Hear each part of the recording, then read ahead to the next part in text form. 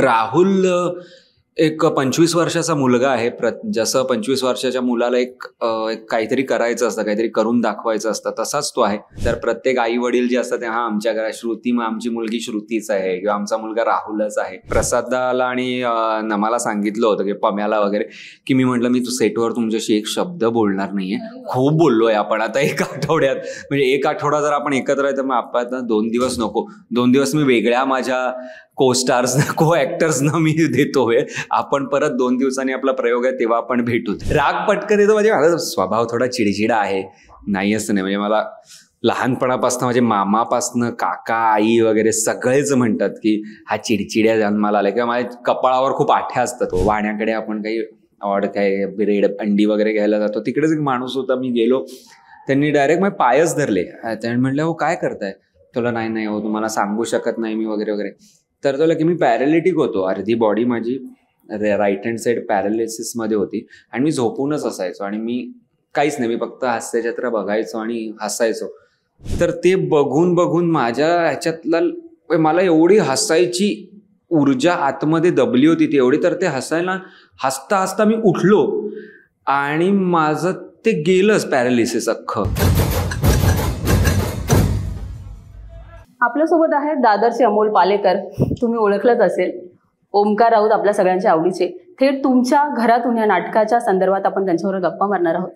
कसा आहात तुम्ही आणि तुमचा मूड कसा आहे? नाही, मी मस्त आहे आणि मूड पण खूप छान आहे. आत्ता जस्ट प्रयोग झालेला आहे, त्यामुळे जरा प्रयोगानंतर खरं थकवा येतो, पण एक फ्रेश वाटतंय. आज 75वा शो होता त्यानंतर, त्यामुळे एक जरा वेगळंच फ्रेश वाटतंय. कशी प्रतिक्रिया, कशी प्रेक्षकांची? प्रतिक्रिया खूप छान आहे, चांगली आहे. आणि मुळात घराघरातलं नाटक असल्यामुळे, तो विषय पण प्रत्येकाच्या घरात सुरू असल्यामुळे त्यांना ते जास्त रिलेट होत आहे नाटक. आणि लोक जनरली तेच म्हणजे सांगतात, भेटतात तेव्हा हेच सांगतात की आम्हाला हसवता हसवता तुम्ही रडवलं आणि आमच्या घरातलंच वाटतं. म्हणजे आता श्रुती म्हणा किंवा माझा कॅरेक्टर म्हणा राहुल, तर प्रत्येक आई वडील जे असतात ते आमच्या घरात श्रुती, मग आमची मुलगी श्रुतीच आहे किंवा आमचा मुलगा राहुलच आहे. तर ते ऐकून जरा जास्त छान वाटतं की एक रिलेटेबल नाटक नेहमीच आम्ही करण्याचा प्रयत्न करत असतो, सगळेच कलाकार. तर ते रिलेट होत आहे प्रेक्षकांना, हे बघून हे ऐकून जास्त छान वाटतं. भूमिकेविषयी काय सांगाल तुमच्या? राहुल एक 25 वर्षाचा मुलगा आहे. जसं 25 वर्षाच्या मुलाला एक काहीतरी करायचं असतं, काहीतरी करून दाखवायचं असतं, तसाच तो आहे. त्याला अभिनय क्षेत्रात काहीतरी करू पाहतोय, तो त्याला करायचं आहे.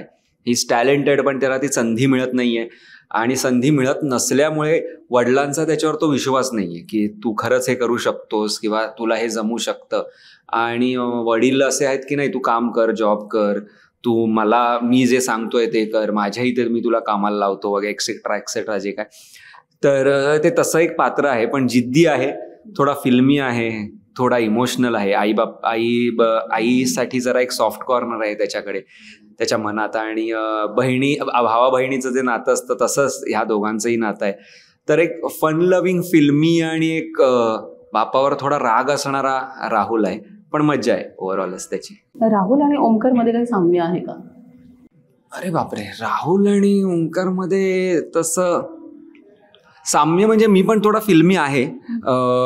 आय लव्ह टू यूज फिल्मी डायलॉग्स, म्हणजे फिल्मचे डायलॉग्स जे असतात ते मला बोलायला, ते असं रिसाईट करायला खूप आवडतं. सो ते एक साम्य आहे राहुल आणि ओंकारमध्ये. पण मी असं आईवडिलांसमोर असं असं वागत नाही, पण ठीक आहे, राहुल वागतो. ओके. हास्यचित्राचे कलाकार आहेत बरेच, भाग्यश्री असतील किंवा भक्ती असतील, तर त्यांच्यावरची बॉन्डिंग, आता हास्यचित्राच्या कलाकारांची बॉन्डिंग आम्ही पाहतोच. ह्या दोघांबद्दल, दोघांची बॉन्डिंग किंवा अजून सेटवरची बॉन्डिंग आणि तिकडची बॉन्डिंग थोडी वेगळं असतं, तर काय सांगशील त्याबद्दल? भक्ती आणि भाग्यश्री बद्दल सांगायचं झालं तर भक्ती माझी कॉलेजचीच मैत्रीण आहे. आम्ही कॉलेजच्या, म्हणजे ती सिनियर आहे 2 वर्ष मला कॉलेजला. सो आम्ही कॉलेजपासून एकांकिका केलेल्या आहेत आणि भक्तीबरोबर मी अनेक एकांकिका केल्या आहेत कॉलेजमध्ये. सो तिच्याबरोबरच्या बॉन्डिंगला काही असं म्हणजे वेळ लागला नाही किंवा असं काही नाही. आणि भाग्यश्री बरोबर म्हणजे सुदैवाने मी जस्ट ती रोल म्हणजे काम करायच्या आधी 6-7 महिने मी एक वेबसिरीज केली होती. सो मला ते म्हणजे तसं बॉन्डिंग आमचं झालं होतं. पण परत स्टेजवरचं बॉन्डिंग खूप वेगळं असतं. स्टेजवरची ऍक्टिंग आणि पद्धत खूप वेगळी असते. सो आणि मी तिला बघितलं होतं इंटर कॉलेजिएटमध्ये काम करताना आणि ऑफकोर्स फिल्म्स आणि ह्याच्यामध्ये, पण शी इज फन लव्हिंग. सो असं काही बॉन्डिंगला तसा वेळ गेला नाही. आणि सेटवरचं बॉन्डिंग आणि स्टेज म्हणजे नाटकाच्या इकडचं कम्प्लिटली वेगळं असतं. म्हणजे आम्ही आता एवढे प्रयोग करतोय आणि एवढं फिरतोय, तर मी कधी कधी मी सेटवर ह्यांच्याशी बोलत पण नाही किंवा ह्यांना भेटत पण नाही मी. कारण की आमच्या रूम्स वेगवेगळ्या असतात, कसं स्किट्स कसे असतील तसे आम्हाला रूम्स वाटून दिलेले असतात. सो कधी कधी तर असंही होतं की मी बोलत पण नाही त्यांच्याकडे, त्यांच्याशी बघत पण नाही किंवा आम्ही भेटत पण नाही एकमेकांना, कारण की एवढं आम्ही दौरे आणि प्रयोग करत असतो. सो कुठेतरी ते एक काय डिस्टन्स पण पाहिजे असं मला वाटतं. सो मी प्रसादाला आणि नमाला सांगितलं होतं की पम्याला वगैरे, की मी म्हटलं मी सेटवर तुमच्याशी एक शब्द बोलणार नाहीये.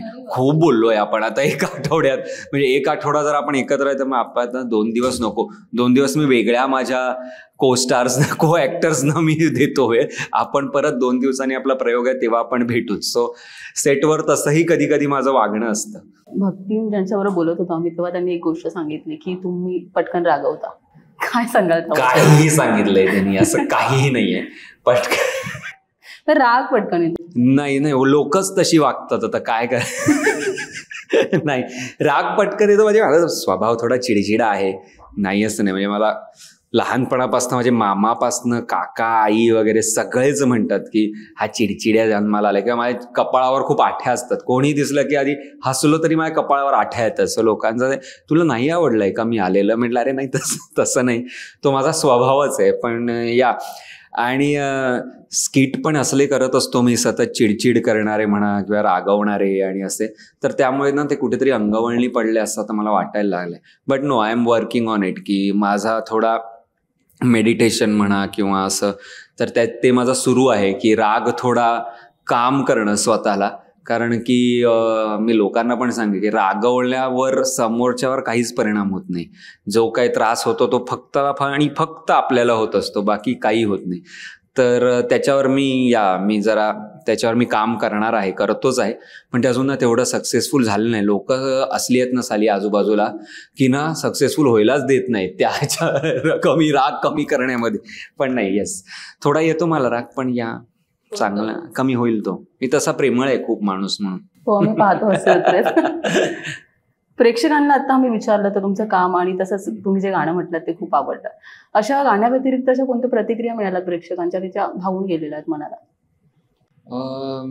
नाही, खूप आहेत. म्हणजे असं सांगू शकत नाही असं एक अशी, पण नाटकामुळे म्हणा किंवा हास्यजत्रेमुळे म्हणा लोकांचं एवढं, ते काही आता कॅन्सर पेशंट्स आहेत किंवा ते येतात आणि ते सांगतात की आम्ही किमो जेव्हा सुरू होती तेव्हा आम्ही तुमचंच हे बघत होतो, किंवा काही कॅन्सर पेशंट्स आलेही होते, ब्लाइंड प्रेक्षकही आले होते आमच्या नाटकाला.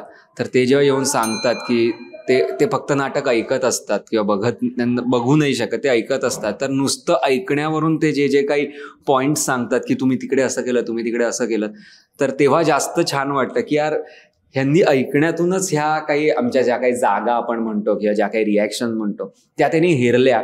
आणि दॅट इज अमेझिंग. म्हणजे काही क्षण तर एवढे असे आलेत की पॅरालिटिक माणूस म्हणजे मी एकदा वाण्याकडे आपण काही काय ब्रेड अंडी वगैरे घ्यायला जातो, तिकडेच एक माणूस होता, मी गेलो, त्यांनी डायरेक्ट माझे पायच धरले. त्यांनी म्हटलं हो काय करताय? तुला नाही हो तुम्हाला सांगू शकत नाही मी वगैरे वगैरे. तर तुला की मी पॅरालिटिक होतो, अर्धी बॉडी माझी राईट हँड साईड पॅरालिसिसमध्ये होती आणि मी झोपूनच असायचो आणि मी काहीच नाही, मी फक्त हास्यजत्रा बघायचो आणि हसायचो. तर मला हसता पण यायचं नाही कारण की मी पॅरालिटिक होतो, मी फक्त तोंडानीच असायचो. तर एक कुठलं तरी स्किट सुरू होतं, मला ते स्किट माहीत नाही. तर ते बघून माझ्या ह्याच्यातला मला एवढी हसायची ऊर्जा आतमध्ये दबली होती ती एवढी, तर ते हसता हसता मी उठलो आणि माझं ते गेलंच पॅरालिसिस अख्खं. आणि मलाच एवढं झालं की रिअली सिरियसली. तर तो बोलते की हो आता मी चालू शकतो का, तर ते दबलेलं ते कुठेतरी तो बांध फुटला आणि मला आलं, मी उठलोच आणि माझा तो संपला, आजार गेलाच. आणि डॉक्टरांना पण ते कळलं नाही कसं काय. तर मी फक्त ऐकलं होतं की लाफ्टर इज अ मेडिसिन किंवा आपण असं म्हणतो प्रॉवर्बमध्ये किंवा इडियम्समध्ये आपण असं म्हणतो. पण हे मी पहिल्यांदा खरं होताना बघितलं आणि तेव्हाचं डिवाईन कुठेतरी वाटलं आणि म्हटलं हे काय, हे जे प्रेम मिळतंय आपल्याला त्याच्या आपण खरंच लायकीचे आहोत का, ते आपल्याला खरंच तेवढं आपण म्हणजे आता माणूस म्हणून आपण वाईट वागत असतो जगात, असं आपण कोणीच नाही की सगळेच आपण चांगले वागतो. कुठे ना कुठेतरी आपण कोणाशी ना कोणाशी तरी वाईट वागलेलोच असतो आणि हे वाईट वागून सुद्धा एवढं जर प्रेम मिळतं आपल्याला तर आपण कुठेतरी एक रिस्पॉन्सिबल माणूस म्हणून तरी जगलं पाहिजे असं मला वाटतं. आणि दॅट इज अमेझिंग. म्हणजे लोकांच्या प्रतिक्रियांमधनं आनंद तर मिळतोच नक्कीच, पण रिस्पॉन्सिबिलिटीचा सेन्स एवढा वाढतो की नाही आपल्याला हे करायचं आहे कुठेतरी, नाही आपल्याला हे छान करायचं आहे आणि लोकांशी पण तेवढं छान वागायचं आहे. सो जत्रेतले कलाकार प्रत्येक मेडिसिन झाले Yes, आणि डॉक्टरांचंच काम करतायत असं मला वाटतं. आता ते त्यामुळे एवढा प्रसिद्ध शो आहे महाराष्ट्राची हास्य जत्रा. थँक्यू. काही मजेशीर किस्से सांगू शकतोस का तू सेटवरील? काही खोड्या वगैरे, म्हणजे तुझा स्वभाव खोड्या वगैरे काढण्याचा? आम्ही म्हणजे काय, आम्ही सेटवर स्टेजवरच आम्ही आमचे टाइमपास सुरू असतात. म्हणजे भक्तीचे केसोड वगैरे, भाग्यश्रीला म्हणजे एक सीन आहे छोटासा जिकडे आम्ही मारामारी करतो, तर भाग्यश्रीला मी लय मारतो कधी कधी खूप. म्हणजे ती एकदा खूप चिडली होती माझ्यावर की मला खरंच लागलं, तू नीट कर, मला खरं म्हटलं सॉरी. मग तीही मारते. मग असं तिकडे खूप खूप चाललेलं असतं मजेशीर ना काही ना काहीतरी. म्हणजे आम्ही आत्ता फिरायला पण जातो तेव्हाही एक वेगळाच झोन असतो आमचा आमच्या नाटकाच्या ग्रुपचा. आम्ही एकदा यांच्या काहीतरी साड्या घ्यायच्या होत्या ह्या दोघींना, नम्रता आणि भक्तीला. तर पण गाडी सगळेच जाणार कारण की गाडी एकत्रच असल्यामुळे. तर आम्ही 6 लोकांनी तिकडे जाऊन साड्या घेतल्या. कोण ना कोण, मग आईला घेतो, आजीला घेतो, मग रक्षाबंधन पण होतं, मग बहिणीला पण घेतो. असं करून त्या दोघींना साड्या घ्यायच्या होत्या. असं करून 6 लोकांनी एक तब्बल 10 12 13 वगैरे साड्या घेतल्या. आणि म्हटलं की हा ग्रुप नाहीये बरोबर शॉपिंगसाठी, हे कोणी कोणाला थांबवत नाही इथे. लोक नुसती हा घे ते पण घे, हा हे पण घे म्हणून कुठेही जायचं असेल त्याच्या आधी म्हणतो की प्लीज सगळ्यांनी ना एकमेकांना आवर घाला, नाहीतर ना लोक नुसती ते कपडे खरेदी कर. म्हणजे आमचा शॉपिंग फ्री ग्रुप आहे असं मला वाटतं. वाटेल ते घेत सुटतो आम्ही, दिसेल ते घेत सुटतो. आणि फुडी पण आहोत आम्ही, खूप खायला आवडतं आम्हा सगळ्यांनाच.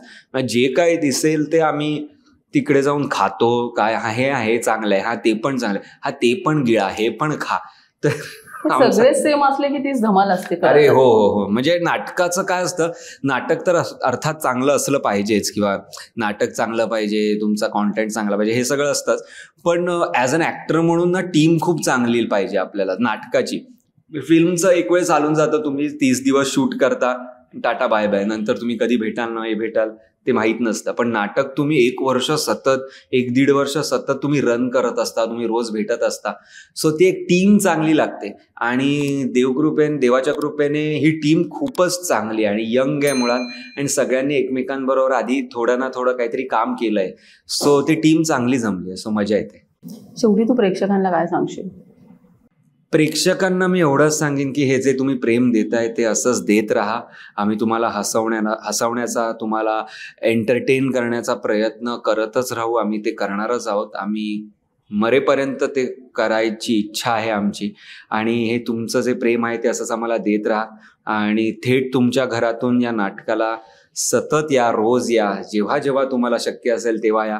मी नक्की सांगतो तुम्ही एंटरटेन व्हाल आणि तुम्ही काहीतरी घरी घेऊन जाल. Thank you so much. तुमच्या मराठी मूळ टीमकडून तुम्हाला खूप खूप शुभेच्छा. Thank you so much. थँक्यू.